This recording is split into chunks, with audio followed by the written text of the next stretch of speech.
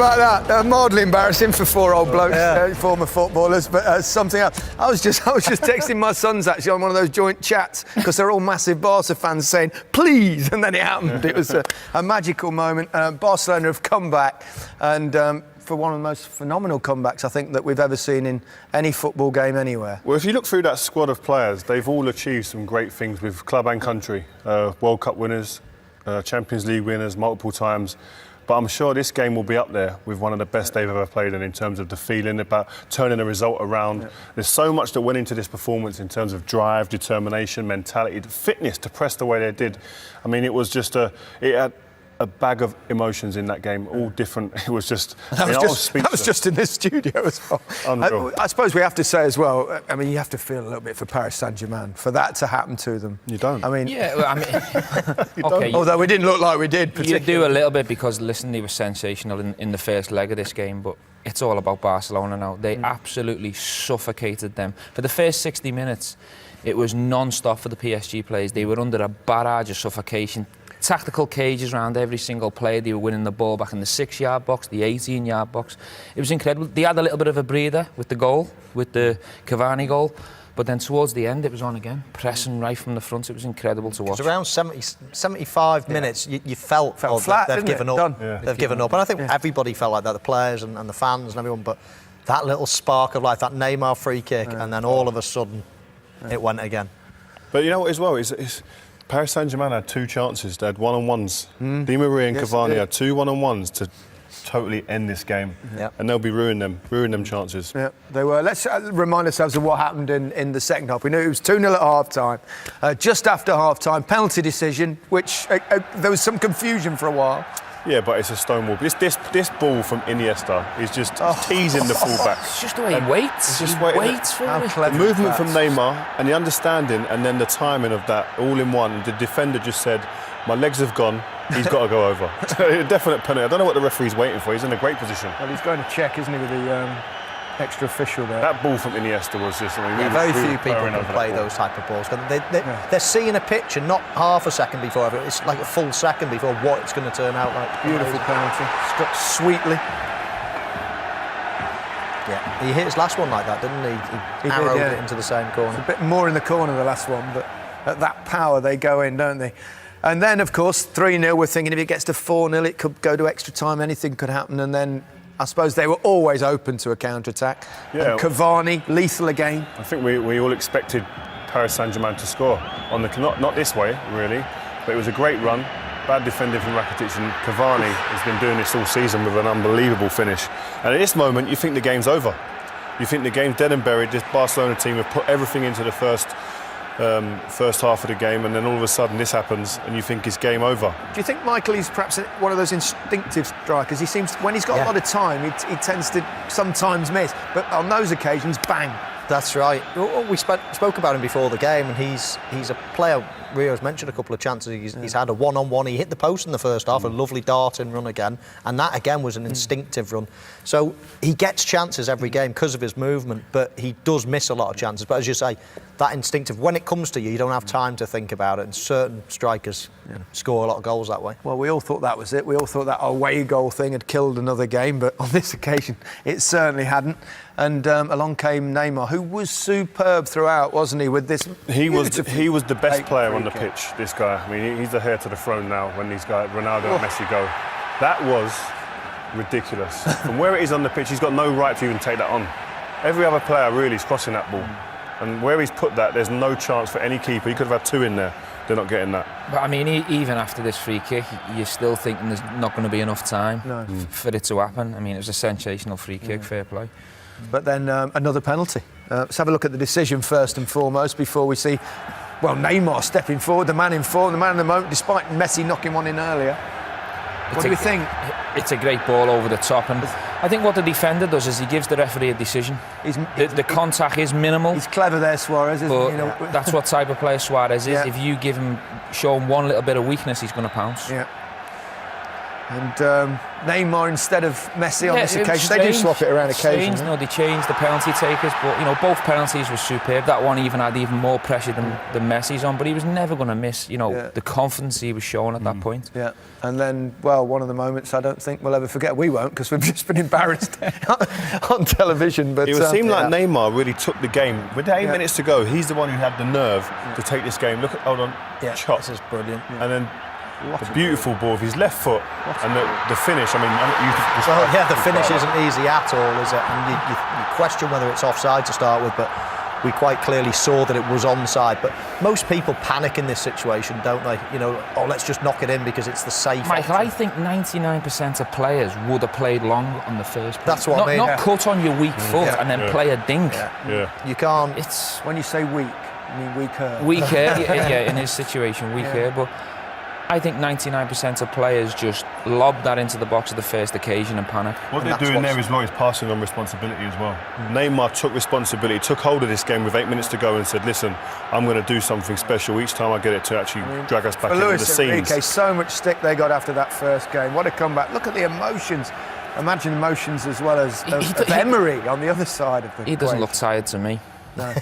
He doesn't look tired to me. No, he looks full of beans, doesn't he? Imagine being in the PSG change room now. No. How do you and pick look at them Emery players as up? well, who's put that tactical thing where they played really deep. That's going to look bad on him now. I mean, it's fine if they'd have gone through with that away goal, but now you could see the deflation in his face at the end. He's a tactical genius, isn't he? If they go through and they've played defensively, everyone says he's a tactical genius. Now they've played defensively, they've put every man behind the ball, as we highlighted in the first half.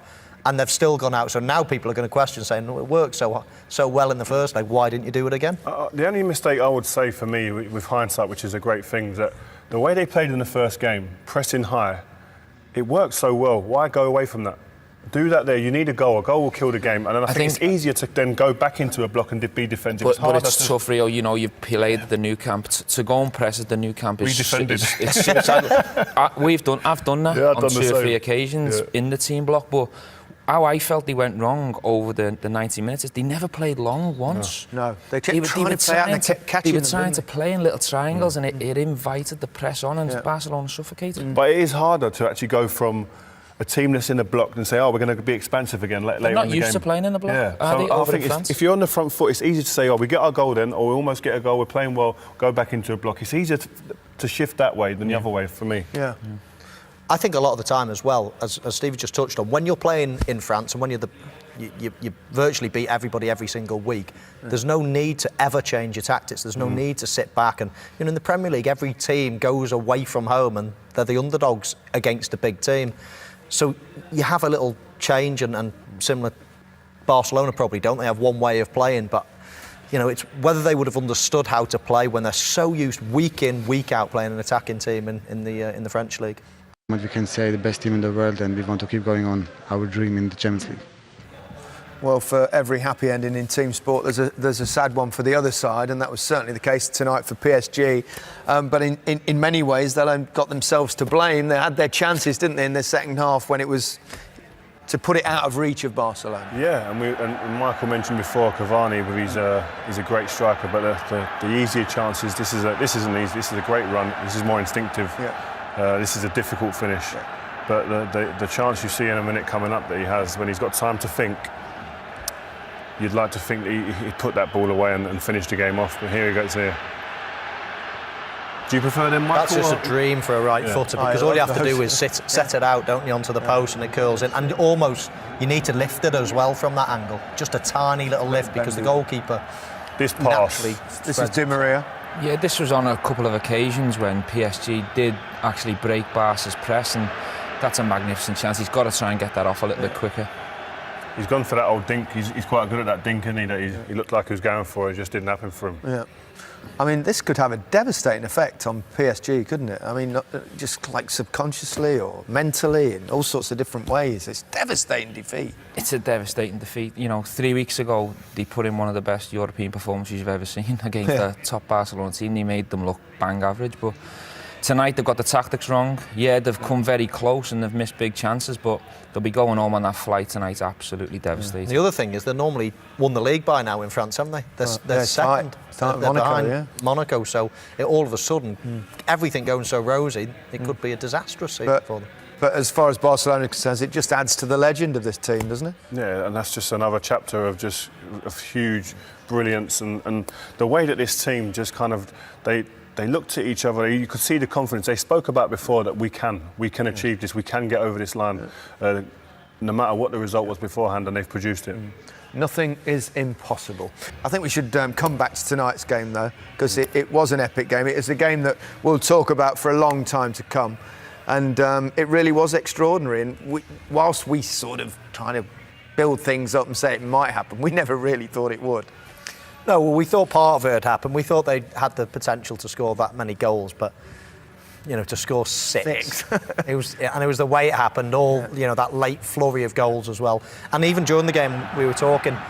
They scored at great times early on to put them on the back foot, and then just before half time, it's always a nightmare time to score, and then again early on in the second, but then the sucker punch to obviously concede one, and then the grandstand finish was just out of this world. It's a moment in a lifetime. Sergio Roberto, remember that name. That will be the answer to a quiz question for many years to come, I imagine.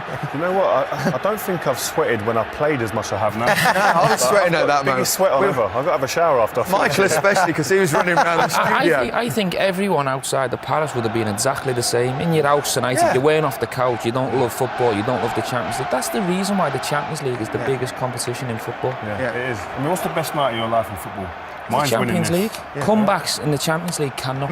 Thanks. Me and Gary are sitting there slumping in that chair. We're just looking at each other there going... But it is, though. It's like... All right. All right. You look and think, wow, this... And you can see today the emotions in that stadium. I won the old second division. That was all right. Oh, well done. But no, it is. I mean, that togetherness that they now get from that as well, don't they? The difference between 5-1 and going out and 6-1 and going through, it's immeasurable. Yeah, you almost think that if they're playing anybody now, then how can they get beat? Never beaten, are they? They can't get they can't get beat. But as we all know, every game is different. And that's the beauty of football. But I think the wake-up call for Barca is 3 weeks ago. The difference in the performance 3 weeks ago. What do you put that down to? They just seemed like they were showed asleep. No passion, no commitments. They didn't turn up.